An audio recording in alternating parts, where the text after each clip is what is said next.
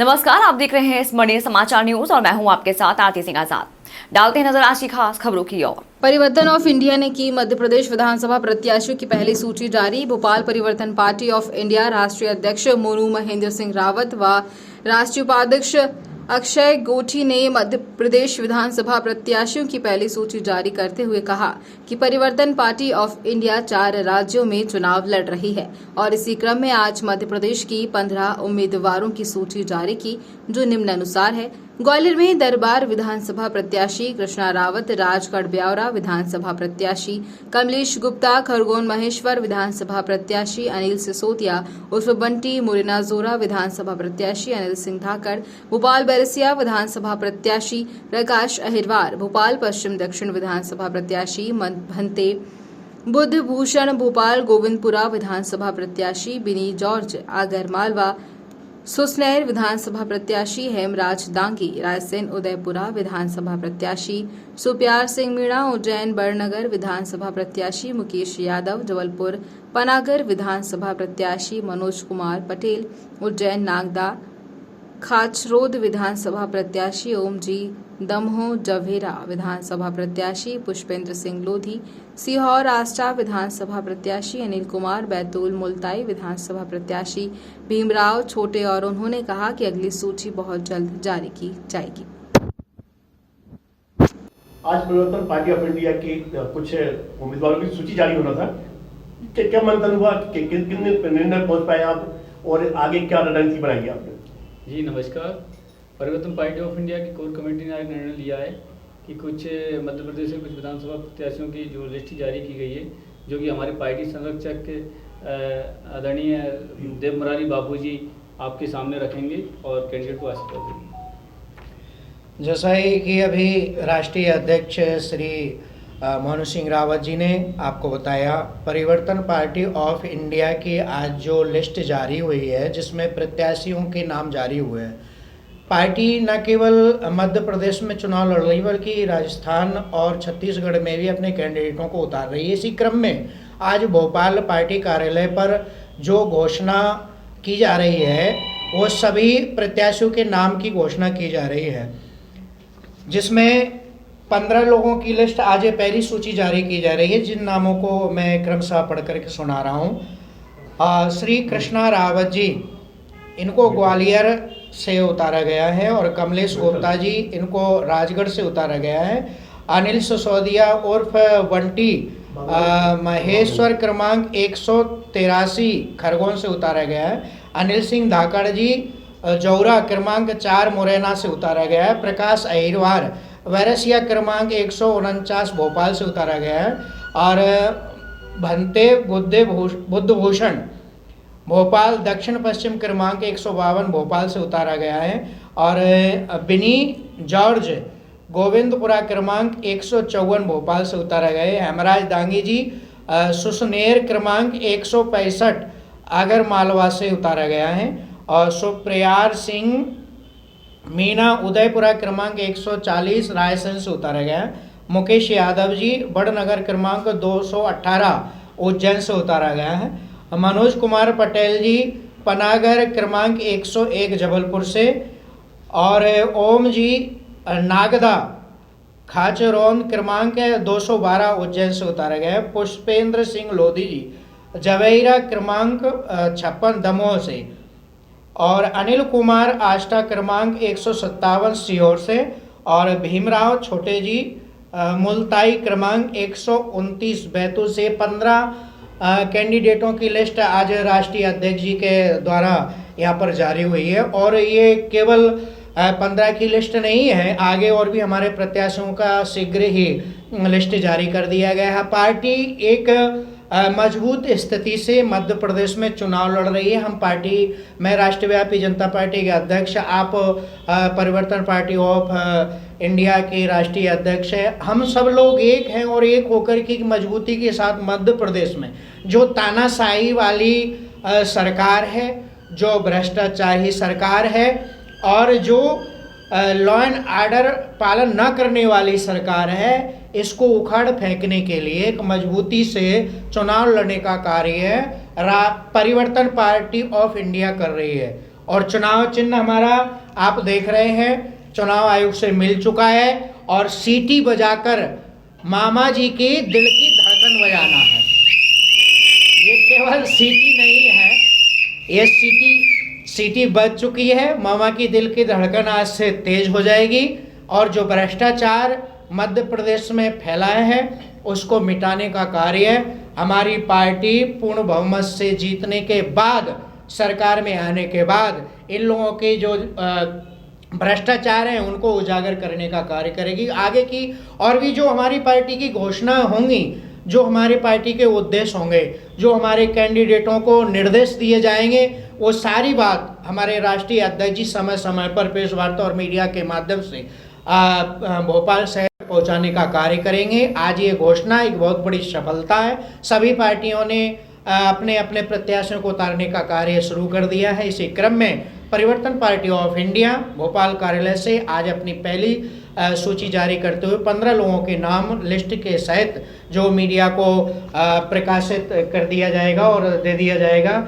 उपलब्ध करा दिया जाएगा। ये बहुत बड़ी सफलता है और आज इस प्रेस वार्ता के माध्यम से हम ये अपने ठाकुर जी भगवान से प्रार्थना करते हैं कि ऐसे बड़े काम में हम लोगों को शक्ति दें, आशीर्वाद दें और हमारे साथ में जितने भी लोग हैं सभी मजबूती के साथ आगे बढ़ रहे हैं। बाकी जानकारी हमारे अध्यक्ष जी और पार्टी के कार्यकर्ता और विशिष्ट पदाधिकारी लोग आपको देंगे।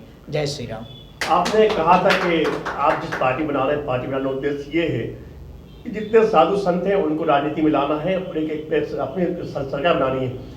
तो क्या वो उद्देश्य की पूर्ति हो रही है या आपने अपने मार्ग बदल दिया है? नहीं, हमारा ऐसा कि संतों को साथ लेने चलने का आज भी हमारा वही उद्देश्य है, क्योंकि सही रूप में संत ही मार्गदर्शन कर सकते हैं, भ्रष्टाचार मुक्ति की ओर ले जा सकते हैं, देश प्रदेश को सनातन धर्म के माध्यम से, अन्य किसी भी क्रम के माध्यम से, किसी भी क्रम के माध्यम से ये कार्य पूरा हो सकता है। हमारा जो प्रयास है, पहले था आज भी है, कि संतों को ज़्यादा से ज़्यादा हम मैदान में उतारें। पर वर्तमान में जो स्थिति है, अभी आपने मिर्ची बाबा का एक उदाहरण देखा, जब संत मैदान में उतरते हैं तो वर्तमान सत्ताधारी राजनेता लोग किसी न किसी रूप में संतों को षड्यंत्र के साथ मठ मंदिरों में उनको परेशान करके उनको धमकाते हैं। ऐसी स्थिति में संत बेचारे डरे हुए हैं। हमारा तो उद्देश्य संतों को लेकर चलने का है।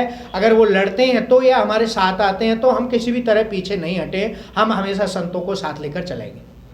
जैसे चुनाव करीब आता है, संतों की यूज करती है दूसरी राजनीतिक पार्टियां। आपने कहा था कि हम भी संतों को उस लाइन में लाएंगे, हम भी धर्म सभा कराएंगे, हम भी जागरण करवाएंगे और कथा करवाएंगे। तो ये कथा कब से शुरू होगी आपकी और कब कथा शुरू करेंगे? ऐसा प्रवचन तो हमारा लगभग शुरू हो चुका है और हम बीच बीच में क्षेत्र में जाते हैं लोगों के बीच में। हम इस तरह का लाखों करोड़ों लोगों को जुटाने का, बड़ा पांडाल लगाने का कार्य अभी नहीं कर पा रहे हैं, क्योंकि हम संत हैं। हम लोग जो स्थिति है उसके अनुसार चलते हैं। इन सब कार्यों के लिए लाखों करोड़ों रुपए का जो योगदान मिलना चाहिए था वो हमारे पास अभी कमी है। इसलिए अपनी क्षमता के अनुसार हम निरंतर ये कार्य कर रहे हैं और आगे भी करते रहेंगे। अब रही बात कि बड़े पैमाने पर जब क्षेत्र की जनता चाह ले तो बड़े पैमाने पर भी कार्यक्रम होते हैं, लेकिन फिलहाल अभी हम अपने सीमित रूप में ये कार्य कर रहे हैं। चुनाव आते ही देश के प्रधानमंत्री ने घोषणा की है, गैस में फिर 100 रुपये कम कर दिए गैस के अंदर। क्या लग रहा है आपको? देखिए, ये सत्ता में जो लोग बैठे हुए हैं और जो देश में जो पहले से जो पार्टियां काम कर रही हैं, ये सिर्फ चुनाव के टाइम पब्लिक को गुमराह करने का काम करती हैं और उनको भ्रमित करने का काम करती हैं। परिवर्तन पार्टी ऑफ इंडिया जो कहती है वो करती है और हर दिशा में पार्टी काम कर रही है। मध्य प्रदेश में बीजेपी में इस टाइम बिल्कुल ऐसा भगदड़ मचा हुआ है पार्टी छोड़ के, उसको आप किस रूप में देख रहे हैं? नहीं, बिल्कुल लोगों ने क्या है कि आज 18 साल से सत्ता में हैं, इन्होंने कुछ जनहित के लिए कुछ किया नहीं है, सिर्फ घोषणा की है, जो कि घोषणा वीर के नाम से माननीय जाने जाते हैं। अपनी जेब में नारियल रख के चलते हैं और कहीं भी फोड़ देते हैं, उस पर काम कुछ नहीं करना उनको। और मैं माननीय आपने नाम लिया कि उन्होंने 100 रुपये कम कर दिए गए हैं, तो उनका भी काम यही है, पूरे देश के लोगों को भ्रमित करना, बड़े बड़े कार्यक्रम करना और लोगों को हर समय गुमराह करने का काम करते हैं। आप तो राष्ट्रीय उपाध्यक्ष भी हैं और आप फिल्मी दुनिया से भी सब लगते हैं। अभी फिल्म दुनिया में भी देखा जा रहा है कि पॉलिटिकल पार्टी द्वारा उन पर दबाव बनाया जा रहा है। तो शाहरुख खान की नई फिल्म भी आई है, उसमें एक जनता क्या की कोशिश की, उसको किस ऊपर देख रहे हैं आप? हम तो आपको जैसा भी देते हैं, फिल्मी दुनिया जो है सर्वधर्म समभाव पे चलती है, जिसमें टैलेंट होता है ऊपर आता है। हमारी पार्टी का भी उद्देश्य यही है कि जो टैलेंट के साथ में काम करेगा उसको हम प्रमोट करेंगे। तो क्या लग रहा है आपको, शाहरुख खान ने जो मुद्दा उठाया है वो मुद्दा आम जनता का मुद्दा है या सिर्फ एक फिल्म दुनिया का मुद्दा रहेगा? नहीं, ये फिल्मी दुनिया का मुद्दा है। उसके आम जनता कोई सरोकार नहीं इस मुद्दे से। बिल्कुल बिल्कुल। अभी ये देखने में आ रहा है कि कुछ बहुजन समाज पार्टी के लोग जो है वो एक बड़े धर्म का अपमान कर रहे हैं, धर्म गुरुओं के बारे में भी ऐसा सब आग उगलने जा रहे हैं, उसको किस रूप में देख रहे हैं आप? ये सब उनका राजनीति करने का तरीका है कि एक को अपन कीचड़ फेंको तो और खुद हाईलाइट हो। तो क्या लग रहा है आपको कि ये जो अभी चुनाव आने से पहले ही राजनीतिक एक मुद्दा उछल गया है, किसी धर्म के गुरुओं का अपमान करना? ये जनता को गुमराह करने का पुरानी इनकी आदत रही है और हम तो सर्वधर्म समभाव पे चल रहे हैं। जी। तो क्या लग रहा है आपको कि अगली बार ये मुद्दे चुनाव में रहेंगे या नहीं रहेंगे? बिल्कुल, जनता सब समझ चुकी है और इस बार जनता इन सबको नकार देगी। अभी बहुजन समाज पार्टी के एक नेता ने हिंदू धर्म के बारे में बड़े आग उगले हैं, बड़े जहर उगला है और कहा है कि ये धर्म के लोग जो हैं ये ऐसे हैं कि इनके खिलाफ कुछ भी बोलना भी एक छोटा शब्द है। उसको किस रूप में देखते हैं? देखिए, बहुजन समाज पार्टी और उनके लोग अब उन उद्देश्यों पर खरे नहीं उतर रहे हैं जो बहुजन समाज पार्टी के पहले के उद्देश्य थे। आज ये लोग भटक चुके हैं। अंबेडकर साहब के नाम पर ये लोग आपस में बेमानसता फैलाने का कार्य कर रहे हैं, सनातन धर्म के खिलाफ बोल रहे हैं। हमारे हिंदुओं का जो सर्वमान्य ग्रंथ है, रामायण हो या भागवत हो या गीता हो, आप स्वामी प्रसाद मौर्य का बयान ले लीजिए, चाहे किसी भी अन्य नेता या चंद्रशेखर रावण की जो शैली है उसको आप ले लो। चंद्रशेखर रावण ने भी, जो भीम आर्मी का चीफ है, उसने भी संत महात्माओं को बहुत अपमानजनक बात बोली जो सहन करने योग्य नहीं है। जब हम कोई उग्र कदम उठाते हैं तो ये लोग बोलते हैं कि हम लोगों को हिंदू नहीं माना जा रहा है, हम मुसलमान बन जाएंगे, कुछ भाषाएं बोलते हैं। तो इनसे पूछो कि आज से 20 साल पहले जब तक ये एंड्रॉइड फ़ोन नहीं चल रहा था, मोबाइल नहीं चल रहा था, एक दूसरे से गलत मैसेज नहीं भेजे जा रहे थे, उस समय इनके बाप दादा हिंदू थे कि नहीं थे? हिंदू थे, रामकृष्ण को मानने वाले थे। अब इनके पास ये हराम का मोबाइल और सोशल मीडिया पर ये काबिज हो गए और भेड़ बकरी के तरह इकट्ठे होते हैं, तो इसका मतलब यह है कि अब ये हिंदू नहीं, अपने आप को कहना चाहते हैं कि हम हिंदू नहीं है, जबकि इनकी गलत फहमी है। जब भी कोई व्यक्ति बोलता है तो अपने पिताजी का क्या उद्देश्य था, अपने बाप दादा का क्या उद्देश्य था लेकर के व्यक्ति चलता है, पुत्र चलता है। ये अपने बाप दादा के उद्देश्य और उनकी जो परंपरा है उनको भी भूल गए हैं। ये लोग भटके हुए हैं। अगर इन लोगों को बड़े पैमाने पर फंड ना दिया जाए तो उनकी बोलती बंद हो जाएगी। आज दूसरी पार्टियां, दूसरे धर्म के लोग इनको फंड दे रहे हैं कि हिंदू धर्म, सनातन धर्म के खिलाफ बोलो, इनकी जांच हो तो ये पकड़े जाएंगे, उनको जेल में जाना पड़ेगा। ये लोग बेधर्मिता की ओर चल रहे हैं। इनको बड़े पैमाने पर फंड दिया जा रहा है कि हिंदू धर्म को फोड़ो, सनातन धर्म के खिलाफ बोलो। ये लोग गलत हैं, ऐसे लोगों को जेल भेज देना चाहिए। अभी देश में एक नई बहस शुरू हो गई है, नई राजनीति शुरू हो गई है। बात की जा रही है कि जातिगत जनगणना की जाए, उसको किस रूप में देख रहे हैं? देखिए, अभी जो जातिगत जनगणना जो है और काफ़ी टाइम से मुद्दा चल रहा है पूरे देश के अंदर, और क्योंकि काफ़ी टाइम से जनगणना हुई नहीं है, जातिगत जनगणना, क्योंकि कुछ लोग नहीं चाहते कि जातिगत जनगणना होना चाहिए। अभी आपको क्या लगता है कि होना चाहिए या नहीं होना चाहिए? देखिए, दोनों ही पहलू ठीक है। मैं आपको बता दूं क्या है कि अगर जातिगत जनगणना अगर होती है तो उसमें मतलब वर्ग के लोग अलग अलग बटेंगे और अपनी अपनी वो दिखाएंगे कि भाई मेरे को इतना मिलना चाहिए। मैं जानता हूं कि जाति और धर्म पे जो लोग काम कर रहे हैं देश के अंदर, वो सिर्फ देश को बंटवारे का काम कर रहे हैं। और परिवर्तन पार्टी ऑफ इंडिया का उद्देश्य है, अभी हमने हर विधानसभा क्षेत्र में हमारा मूवमेंट भी चल रहा है कि सभी जाति धर्म वर्गों के लोगों को जोड़ करके, आज हमारे साथ हिंदू धर्म से बाबूजी साथ में, बुद्ध धर्म से हमारे बंते जी साथ में, तो सभी लोग हमारे साथ जुड़े हुए हैं और हमारा प्रयास है कि सभी को एक मंच पर लाने का। उनका कहना है कि इससे देश की आर्थिक स्थिति सुधरेगी, देश के लिए सही योजना बनेगा, क्या योजना सही बनेगी क्या आप उस योजना का खंडन करते हैं या विरोध कर रहे हैं, या आप चाहते नहीं कि देश की कोई नई रणनीति पर? ये मैं आपको बता दूं कि जो लोग जातिगत संगठन चला रहे हैं तो उनका सिर्फ निजी स्वार्थ है कि मतलब उस पर जातिगत जनगणना को उस पर अपना निजी रोटियां सेक रहे हैं, अपने आप को मजबूत करने का काम कर रहे हैं, कि सोचते हैं कि भाई अगर ऐसा होता है तो हम लोग कहीं ना कहीं मजबूत स्थिति में आ जाएंगे और कहीं सत्ता में काबिज हो जाएंगे। आपसे आखिरी सवाल ले लेते हैं।